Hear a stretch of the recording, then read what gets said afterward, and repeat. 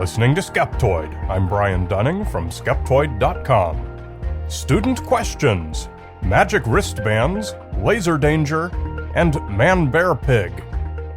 Once again, we're taking a week to answer questions sent in by students all around the world. Any question is welcome from any student.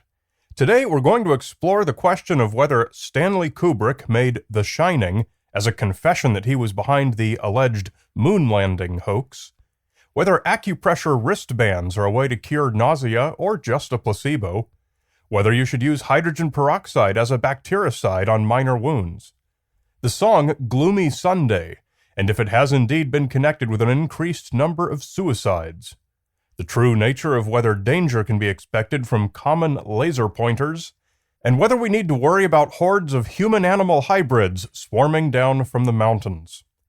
Let's get started at a creepy old lodge hidden away up in the Rocky Mountains of Colorado. Hello, Ryan. I am a sophomore going to Miracosta College in Oceanside, California. I recently heard about a conspiracy theory which states that Stanley Kubrick's film, The Shining, is actually a big allusion to the fact that he helped NASA cover up the moon landings. This particular conspiracy was recently featured in the documentary Room 237, and I was wondering if there's any truth in this. Thank you for your help. Room 237 was a 2012 documentary film that features 5 people, each of whom has a different obsessive interpretation of Kubrick's 1980 movie, The Shining. One believes it was really about the Holocaust. Another believes it was about the plight of Native Americans. One of the 5 was conspiracy theorist Jay Weidner, who believes that Kubrick made the movie to confess that he had faked the moon landing films. There are hardly any bizarre conspiracy theories Weidner has not promoted, including the 2012 apocalypse, the claim that Denver International Airport is a headquarters for the Illuminati, and that the Georgia Guidestones Monument is actually some sort of Rosicrucian shrine. Weidner's evidence that The Shining was Kubrick's moonhoax confession leaves one wanting, to put it mildly. The kid in the film wears a sweater with an Apollo rocket on it, and that's about all. The other points he raises are wrong, that 237 was chosen because the moon is 237,000 miles away. It's not. And that a pattern in the hotel's carpet looks like the Apollo launch pad. It doesn't remotely.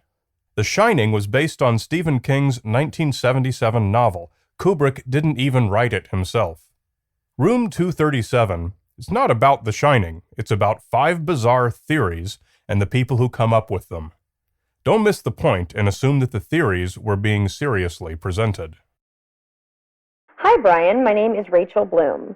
The other day, I was watching ABC's Shark Tank, and a woman came on touting her own brand of anti-nausea acupressure wristbands. She said they were FDA approved.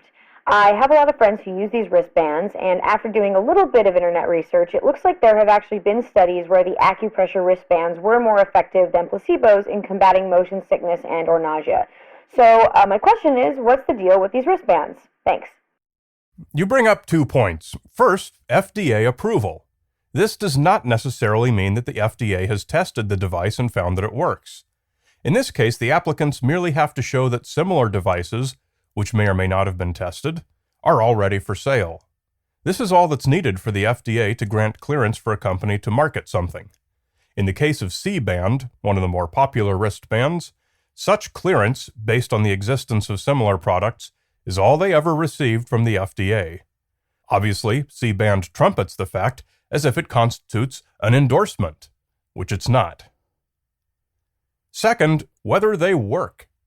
You are correct that tests have shown them to be effective. However, all such tests that I was able to find were uncontrolled and unblinded. Randomized controlled trials of the wristbands, however, have had very different results. The Institute of Naval Medicine did such a test in 1990 and found that C-bands performed no better than placebo, and both were outperformed by scopolamine. Even in post-surgical nausea, controlled tests have found no improvement through the use of wristbands. An interesting warning sign to be aware of is that research that tends to find a positive result usually has not only poor experimental design, but almost always mentions the P6 acupressure point on the wrist. This is a sure sign that the article is written from a pro-acupressure perspective. P6 acupressure point is not a medical or scientific term and is only used in the acupressure community. Although the placebo effect can be very compelling and creates passionate believers, the wrist simply has no connection to your body's sense of nausea, and no plausible hypothesis has ever been suggested to explain how it might. Hi, Brian. This is John from the University of Kentucky. My family has always used hydrogen peroxide to clean out cuts and wounds, but I've heard that it may not be particularly effective or effective at all, despite the nice bubbling effect that accompanies its application. Could you weigh in on this? The use of hydrogen peroxide for cleaning and disinfecting minor wounds is a lot like taking vitamin C for a cold. It's something a lot of us do because we've always done it and our parents did it, without ever really checking into its effectiveness. When you put hydrogen peroxide onto a wound, it reacts chemically with an enzyme called catalase that is present in your cells and is released when you have damaged cells. This reaction breaks down the hydrogen peroxide, H2O2, into water, H2O, and oxygen gas, O2. This oxygen gas fizzes up through the liquid, producing the bubbling action we're all familiar with. However, these oxygen bubbles are harmless to bacteria, and there's no evidence that hydrogen peroxide reduces the chance of infection more than clean water or plain soap. However, there is evidence that hydrogen peroxide can damage even more of your cells, potentially slowing the healing process. However, any such effect is very small for practical purposes, and using hydrogen peroxide is not likely to either help or hinder the cleaning of a small wound. Save your money and stick with soap and water, but if you've got some hydrogen peroxide in the cabinet, it's probably not going to hurt you. Hi Brian, my name is John and I'm from Stockholm. I was wondering if you could tell us something about the song Gloomy Sunday and all the suicides it's supposedly responsible for. Gloomy Sunday is an old Hungarian song from 1933, and various urban legends claim that it's been banned for causing suicides. This notoriety made it popular in the United States, where it became a jazz standard and was recorded by such artists as Billie Holiday. But while there's never been any evidence that the song actually caused suicides in Hungary, it has had enough of a pop culture association with suicide that people who chose to end their own lives did sometimes include its lyrics in their suicide notes, or have the song playing in their room when they killed themselves. In Hungary, the song is something like the Golden Gate Bridge for American suicides, or Aokigahara Forest for the Japanese. Hungary has had one of the world's highest suicide rates for many decades, and Gloomy Sunday had the misfortune of being their principal suicide icon. Many versions of the song, both in English and in Hungarian, both old and new, both instrumental and vocal, are available on both the American and Hungarian versions of iTunes, which is merely the first and only place I bothered to check. So whatever ban is said to be in place doesn't appear to be very effective. Hello, Brian. I'm sure many people have seen those warning labels on laser pointers advising them not to point the laser directly into people's eyes, as this can cause supposed vision damage. I was just wondering, can a small laser pointer actually cause substantial damage to one's vision, and if so, to what extent? Thank you.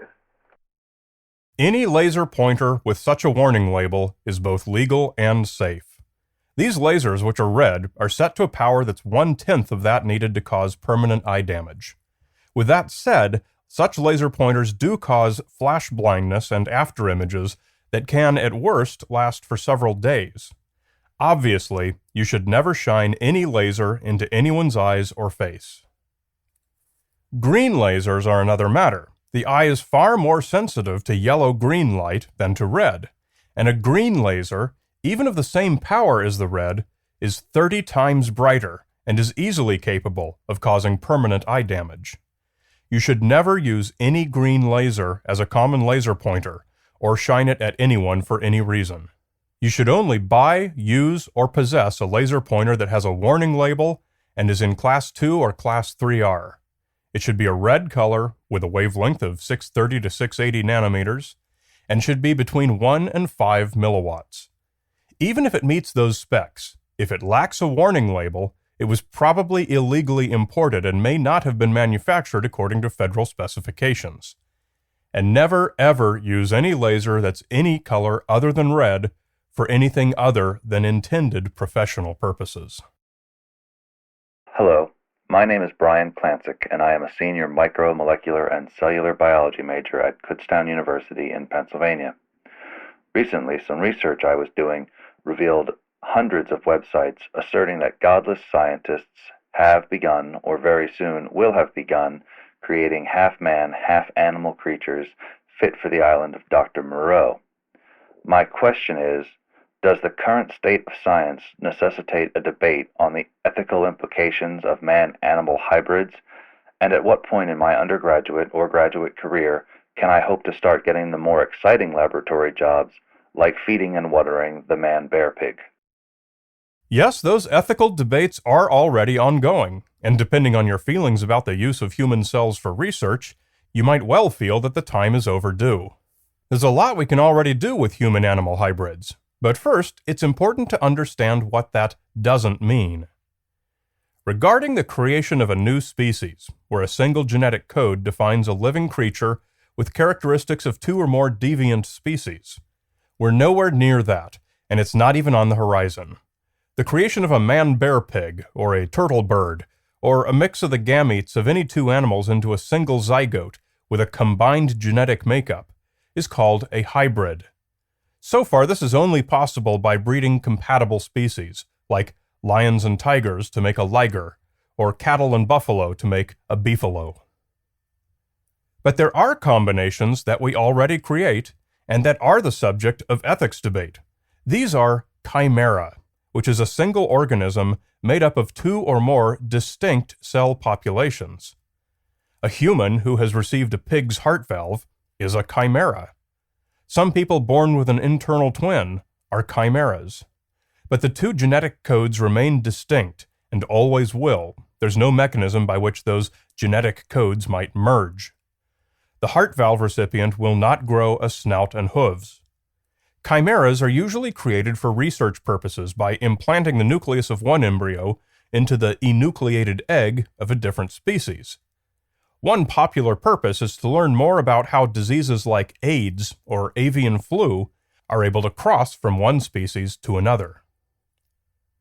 So students, if you're able to escape the ManBearPig, keep those questions coming in. Just come to Skeptoid.com and click on Student Questions.